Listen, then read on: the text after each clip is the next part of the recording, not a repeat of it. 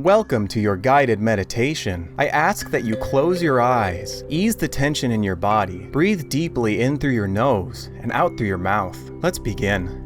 Video games. A portal to another world. A window into the psyche of the creator, or perhaps even yourself. Sorry, I think I had something in my throat. I love in-depth RPGs that provide a lot of choices, not just for your character build, but with how they interact with the world. I love picking up an action game and trying to master the combat. I love teaming up with my friends to get competitive in a multiplayer game. And I love engaging with interesting stories in games. But these things all take a level of energy to start that I don't always have. Sometimes I just want to kick back and stream Super Auto Pets to my friends on Discord while I get a 10 win with yet another giant mosquito. This video is about comfort food games. Those games you can just keep going back to when you're not sure what else to play, or you just don't have the energy to play something new or more involved. If it's just been a hard day and you just want something you know you can enjoy without too much energy, these are the games that you pick up. GTA 5 is my most played game on Steam by quite a lot, even though it's been a year or two since I've really played it at all. And I think that's because it was one of my comfort games for like 5 years or something. It's amazing how much time you can put on a game when you're like frequently depressed and losing the direction you thought you had in life. At least I would assume so, I don't know. That's what my friend says. He goes to another school though, you don't know him. If any of my friends felt like playing it, I'd play with them.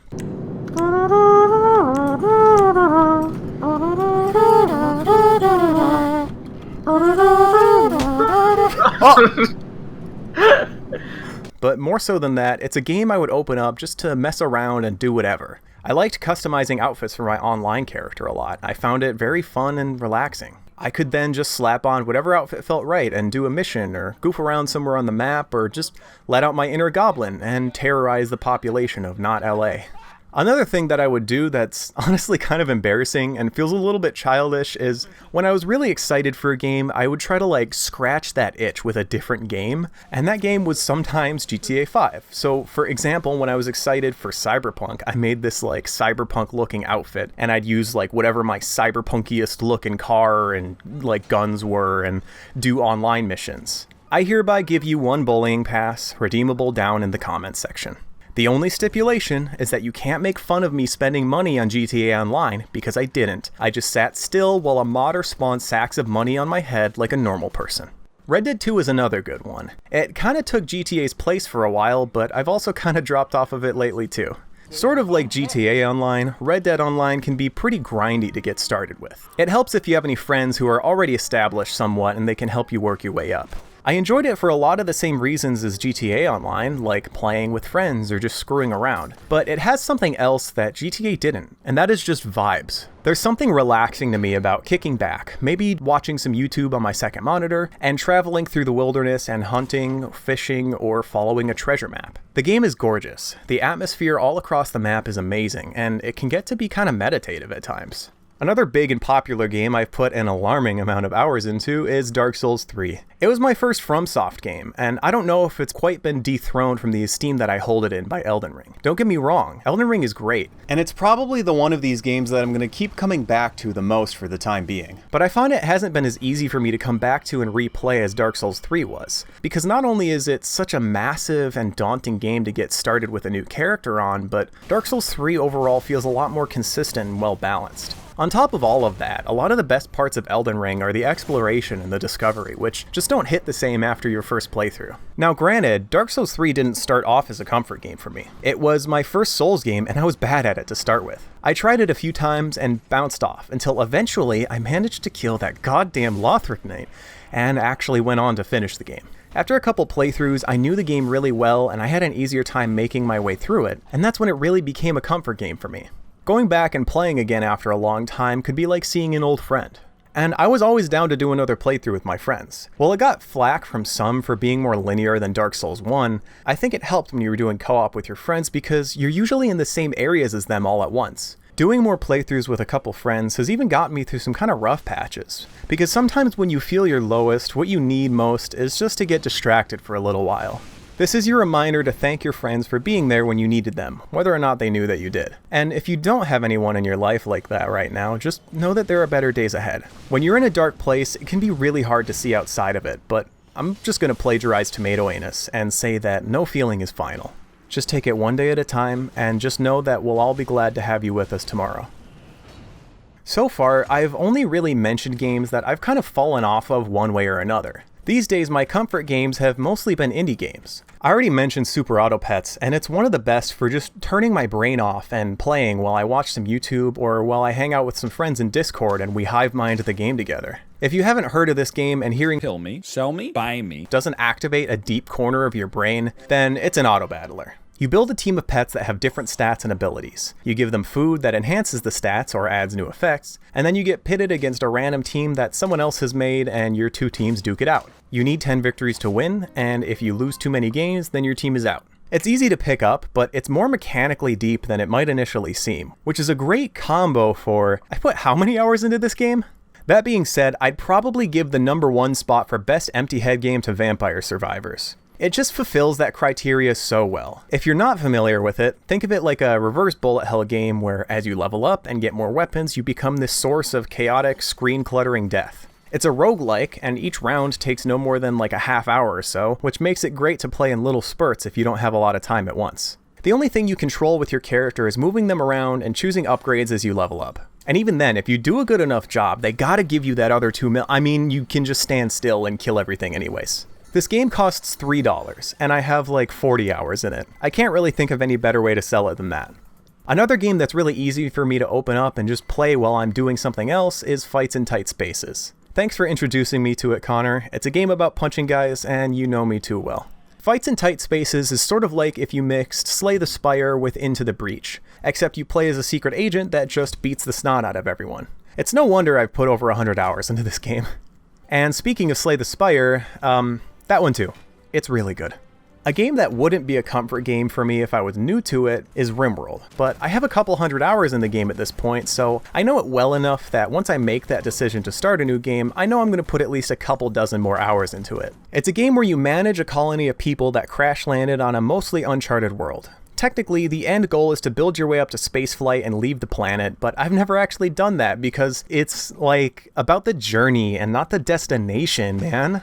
Like many of these, it's another game I like to play while watching videos, or I can hop on Discord with my friends and I can show them how well my cannibal is getting along with the other members of the colony, and how they're not asking about what happened to all the other people that crash landed here when it was just them living here. I don't really treat any VR games this way since getting out of VR set can kind of be an ordeal, and especially when you have a cat who just loves to chew on wires. But if there was one game I had to pick, it would definitely be Blade and Sorcery. What better way to blow off steam than to take it a step further than letting the goblin out and letting out your inner serial killer? Stop.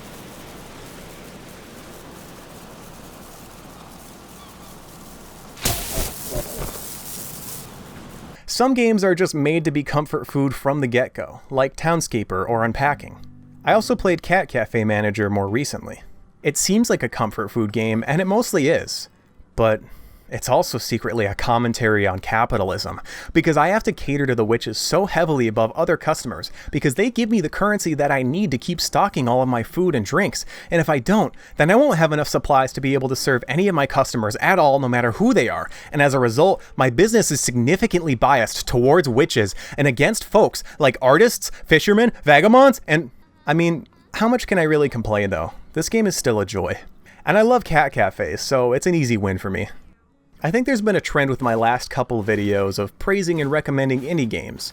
Not even necessarily super unknown ones, just indie games in general that I think do some things well. And most of this video has been me kind of speedrunning that with a few more games, but if there's one game I wanted to recommend most out of my list here, it'd have to be Wildermyth. It's an RPG with relatively simple turn-based combat, but it's the way that it handles stories that really makes it stand out.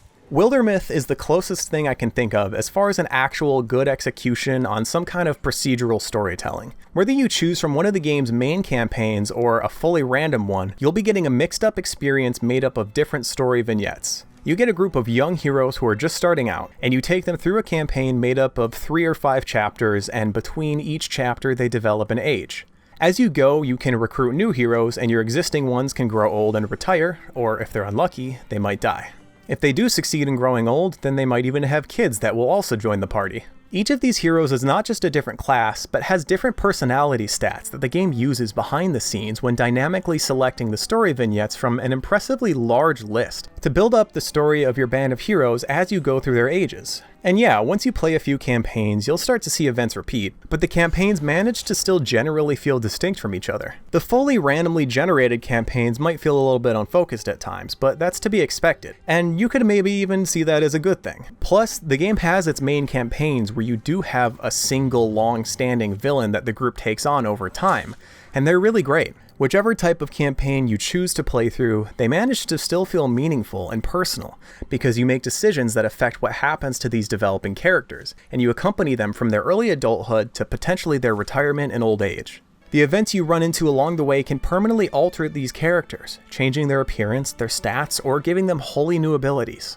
And the coolest part about evolving those characters is that at the end of a campaign, you get to choose characters to add to your legacy, which means they can show back up in future campaigns, younger again and with some of their old skills and equipment. If you save a legacy character multiple times over, they go up in tier and max out at tier 5. The higher tier they are, the more of their old abilities they get to start with, but they also start a little bit older too. Where a fresh-faced hero might start around like 18 to 21, a maxed out legacy hero might start in their 30s. Let me introduce you to a few of my favorite legacy characters. First is Jim Cobfiend, the Wolfman Ranger. He's fast as hell and he can zip right into a cluster of enemies and go absolutely feral on them.